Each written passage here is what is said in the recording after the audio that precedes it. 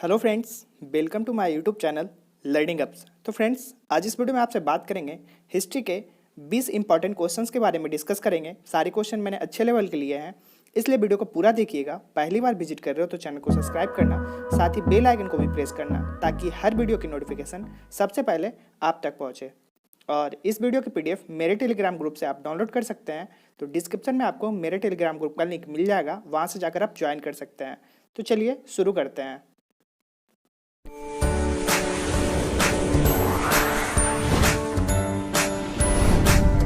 आज का पहला क्वेश्चन है, किस घटना के दौरान बाल गंगाधर तिलक को लोकमान्य का उपनाम दिया गया?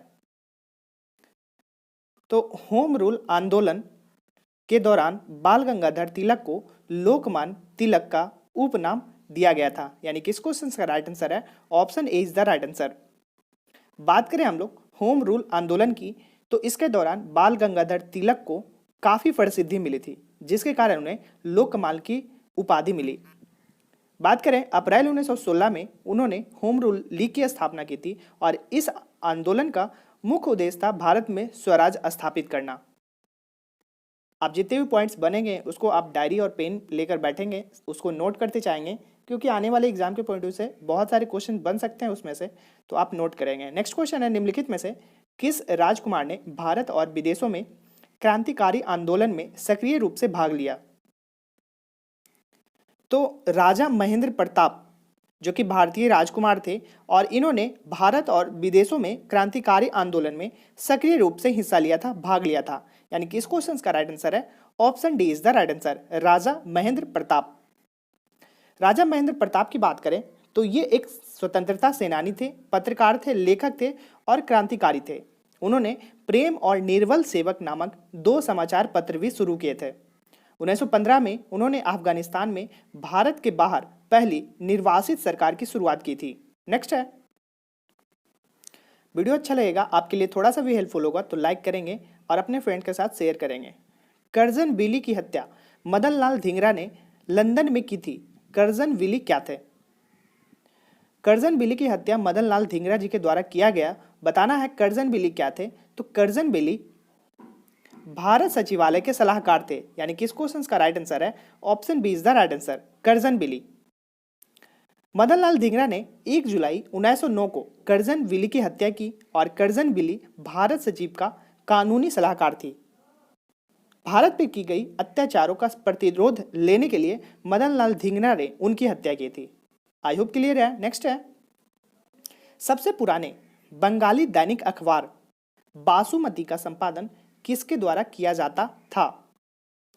सबसे पुरानी अखबार दैनिक अखबार बासुमती, और इसका संपादन किया जाता था बारिंद्र कुमार घोष के द्वारा। यानी कि इस क्वेश्चन का राइट आंसर है option C is the right answer. Barindra Kumar Ghosh की बात करें तो इसका जन्म लंदन में हुआ था 5 जनवरी 1880 को। बारिंद्र घोष महान क्रांतिकारी औरोबिंद्र घोष उनके छोटे भाई थे। स्वदेशी का प्रचार प्रसार करने के लिए उन्होंने जुगांतर नामक साप्ताहिक बंगाली पत्रिका भी शुरू की। अलीपुर बम केस में उन्हें मृत्यु दंड दिया गया था, परंतु बाद में उनकी सजा को कम करके आजीवन कारावास कर दिया गया था और उन्हें अंडमान की सेलुलर जेल। बताना है निम्नलिखित कथन किसके द्वारा कहा गया था? यह कथन है, वर्तमान में भारत में एक चीज सीखने की आवश्यकता है कि किस प्रकार मरे, और यह जानने के एकमात्र तरीका स्वयं मरना है, इसलिए शायद ही महिमा में मरना चाहूंगा। यह कथन किसके द्वारा कहा गया था? तो यह कथन कहा गया था मदन लाल धिंगरा जी के द्वारा। यानी कि इस क्वेश्चन का राइट आंसर है option D is the right answer. Madan Lal Dhingra की बात करें तो इनका जन्म अमृतसर में हुआ था और पढ़ाई करने के लिए ये इंग्लैंड गए थे।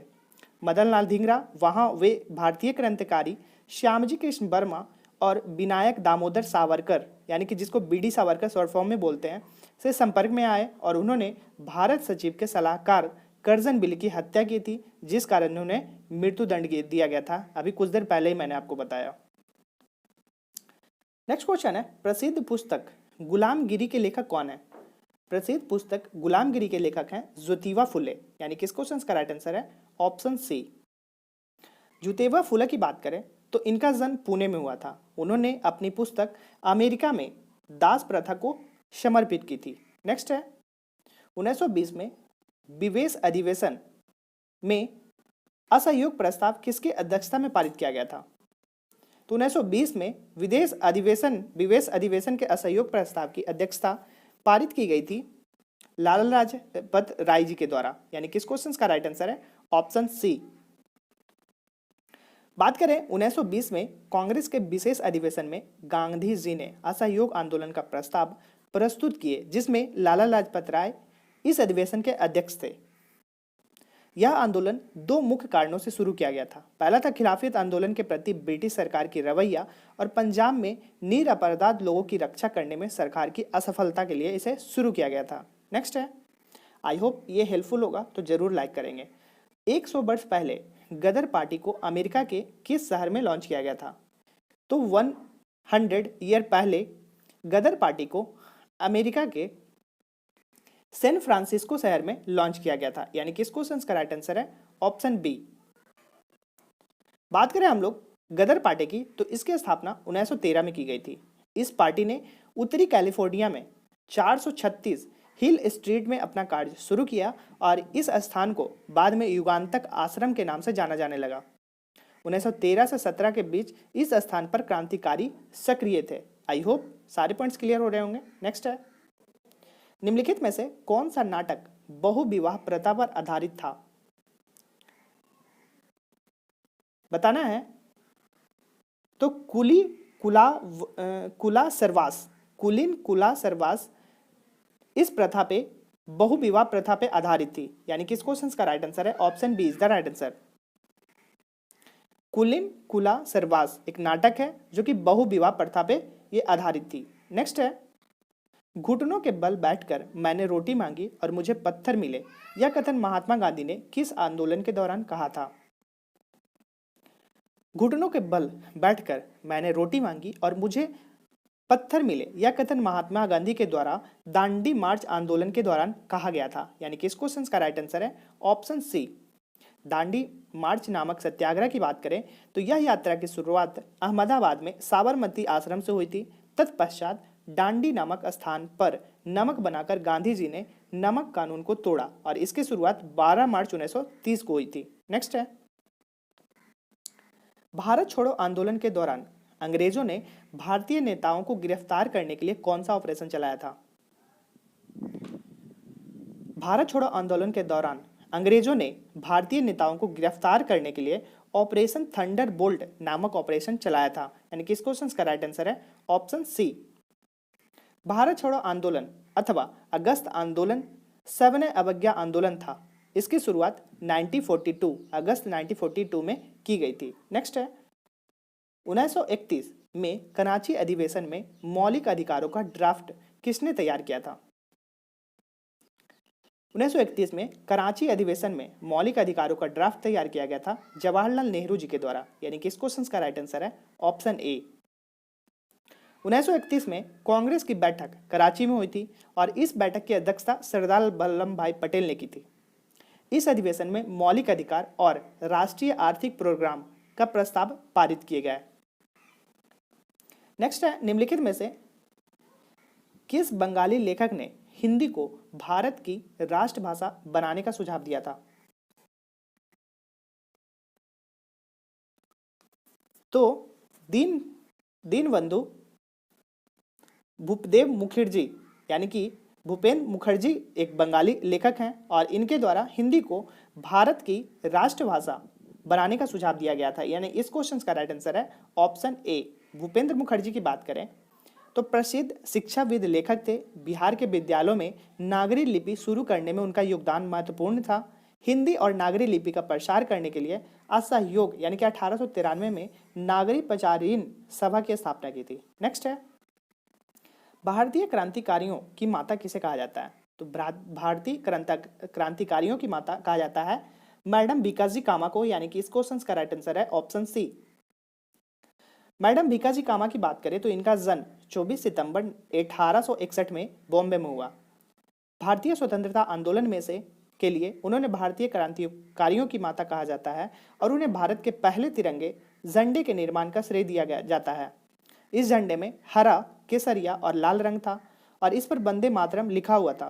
13 अगस्त 1936 को मैडम भिकाजी कामा की मृत्यु हुई थी। नेक्स्ट है, हिंदू महासभा का आयोजन सबसे पहले 1914 में पहली बार किस स्थान पर किया गया था? हिंदू महासभा का आयोजन सबसे पहले 1914 में पहली बार हरिद्वार में किया गया था। यानी किस क्वेश्चन का राइट आंसर है? Option A is the right answer. Hindu Mahasabha की स्थापना की बात करें तो 1915 में इसकी स्थापना मदन मोहन मालवीय ने की थी। यह संगठन आर्य समाज और अन्य संगठनों के साथ कार्य करता था। 1925 में गठित किए गए राष्ट्रीय स्वयंसेवक संघ से जुड़ा हुआ था। पहला हिंदू महासभा सम्मेलन 1915 में हरिद्वार में हुआ था। नेक्स्ट है, 1939 में कांग्रेस के त्रिपुरी अधिवेशन में कांग्रेस का अध्यक्ष कौन था?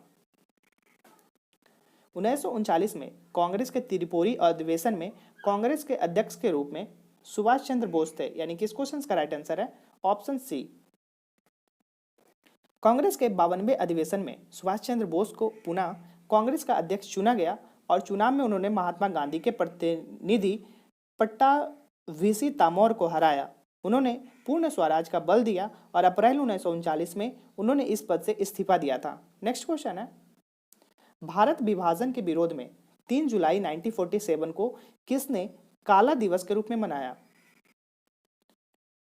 तो भारत विभाजन के विरोध में 3 जुलाई 1947 को हिंदू महासभा के द्वारा काला दिवस के रूप में सेलिब्रेट किया गया, मनाया गया। यानी कि इस क्वेश्चन का राइट आंसर है ऑप्शन सी।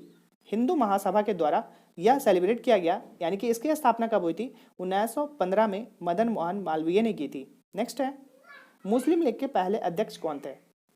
मुस्लिम लीग के पहले अध्यक्ष के रूप में थे नवाब बिकार उल मुल्क मुस्तफा हुसैन। यानी कि इस क्वेश्चन का राइट आंसर है ऑप्शन ए। बात करें हम लोग मुस्लिम लीग की, इसकी स्थापना 1906 में ढाका में की गई थी। इसकी स्थापना आगा खां तृतीय की भूमिका महत्वपूर्ण थी। नवाब बिकार उल मुल्क मुश्ताक हुसैन मुस्लिम लीग ने स्थापना में एक थे और उन्होंने अलीगढ़ आंदोलन के लिए भी जाना जाता है। नेक्स्ट क्वेश्चन है, ग्रीष्मकाल की आंधी की तरह मेरठ विद्रोह की अनपेक्षित और बेहद छोटा था, यह कथन किसके द्वारा कहा गया था? ग्रीष्मकाल की आंधी की तरह मेरठ विद्रोह भी अपेक्षाकृत और बेहद छोटा था, यह कहा गया था एस.एन. सेन के द्वारा। यानी कि इस क्वेश्चन का राइट आंसर है option A is the right answer.